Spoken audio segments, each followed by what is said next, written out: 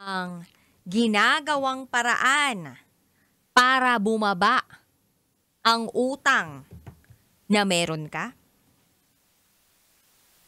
Nako, baka kasi ibang lagi mong binababa.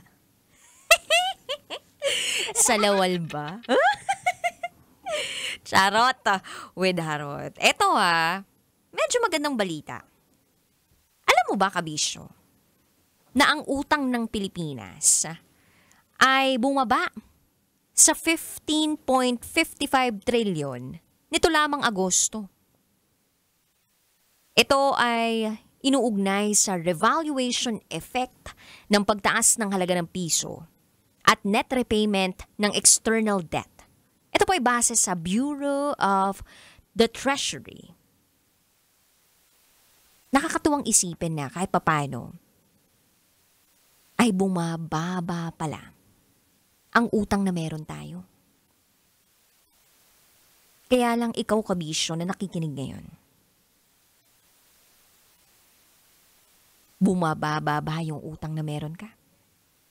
O hinahayaan mong tumaas ito ng tumaas?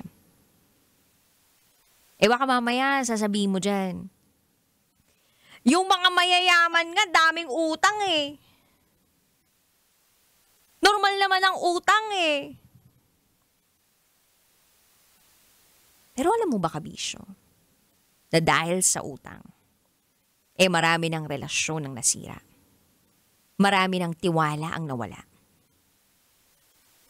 Kaya kung may utang ka, ito na ang senyales para magkusa ka na. Gumawa ka ng paraan. Mag-isip ng paraan para makabayad. Huwag mo nang antayin na ika'y singilin. Baka mamaya, mas mahaba pa pala ang listahan mo ng utang kesa sa buhok mo. At kapag nangako ka na ikaw ay magbabayad agad, bayaran mo agad. Dahil hindi lang naman salita ang pinanghahawakan ng tao. Tiwala na ipinagkaloob sa iyo ang iginagawad.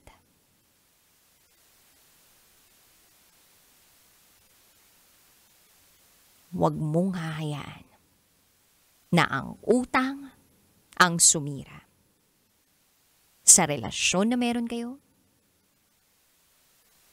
at sa reputasyong meron ka.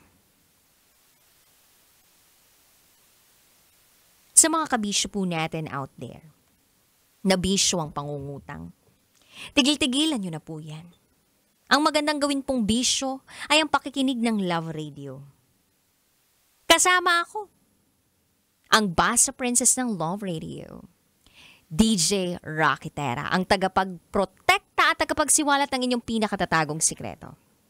At dahil dyan, ibibigay ko na po ang patikim ng DJ Rocky's Secret Files.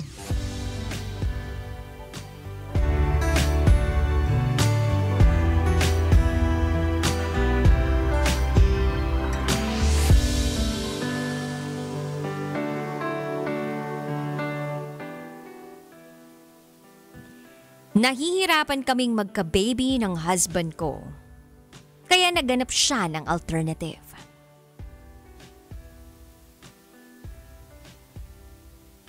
Ano kayang nahanap na alternative